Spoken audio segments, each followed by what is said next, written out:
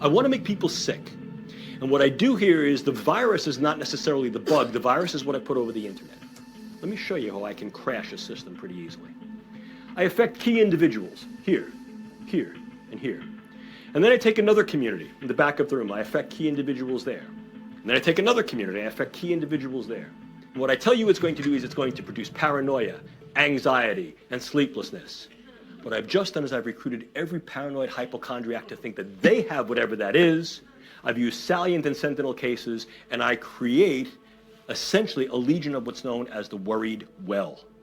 They now flood emergency rooms. They flood their clinicians. The CDC responds back. Listen to Agent Smith from the Deep State describe the pandemic in horrific detail. This video is from 2017. Inside a secret government facility. This is what government agents talk about behind closed doors. They're worse than Dr. Evil. They're monsters. And what you're about to hear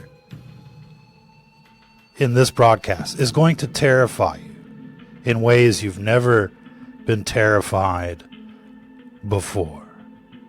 Not only are they going to talk about rolling out the pandemic and using the psychosis against people, but they're going to be talking about assassinating people with nanotechnology, directed energy weapons. It's going to blow your mind. It's both a short and a long Moore's effect. Moreover, I can create particular neuromicrobiologicals that may have a much longer duration of action. For example, modified Zika virus. And what I can then do is, as a consequence of that, is I can affect subsequent generations to incur a public health morbidity and mortality effect that then creates an increased economic and perhaps social burden. Long war scenario. If I wanted to do something that's a little bit more proximate, I can utilize nanoparticulate matter. Now, we can utilize nanoscience to create much better drugs, to get them where they gotta go in the brain. I can create nanoscience and nanotechnology to be able to escort certain drugs across the proliferant barrier, which is the blood-brain barrier and cerebrospinal fluid barrier. So I get these things where they gotta go. But I can also utilize nanoparticulate matter in a very indiscriminate way. The idea here is that I can get something called high CNS aggregation material that is essentially invisible to the naked eye and even to most scanners because it is so small that it selectively goes through most levels of filter porosity.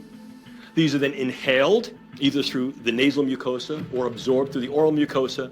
They have high CNS affinity. They clump in the brain or in the vasculature, and they create essentially what looks like a hemorrhagic diathesis, in other words, a hemorrhage predisposition or a clot predisposition in the brain. What I've done is I've created a stroking agent.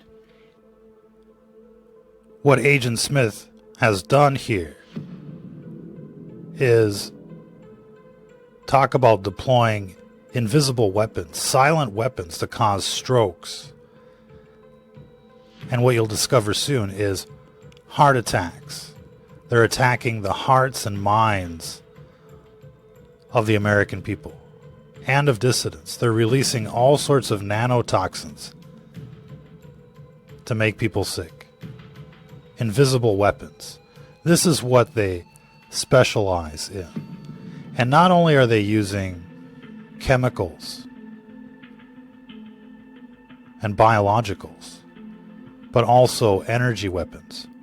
You're about to discover how deep this rabbit hole goes, but it's beyond insanity. It's beyond Dr. Evil. We can also utilize these interventional technologies in those ways that may able to directly affect the brain.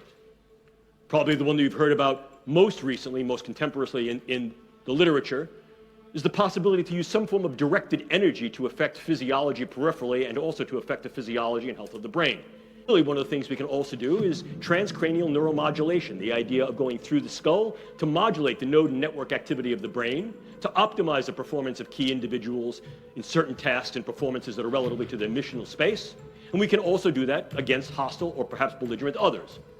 We can go further to implant certain brain-machine interfaces. These are many of the DARPA programs that you may hear of now. Probably the one that is most notorious, in a very good sense, is something called the N3 program, which is the non-invasive neurosurgical neuromodulation program. And so they're deploying energy weapons as well to target people. This is why they've been making fun of things like the tinfoil hat. Endless propaganda, tinfoil hat conspiracy theories. Why? Because if people start protecting their brains, their weapons become less effective, perhaps even ineffective. We have this convergence of psychological operations plus top secret invisible weapons working against people in ways you can't even imagine. DARPA has deployed so many different types of nasty weapons of this nature that it should terrify you. Neural networks deployed on the nanoscale. What do you think's in these vaccines? All of this graphene and these nanobots.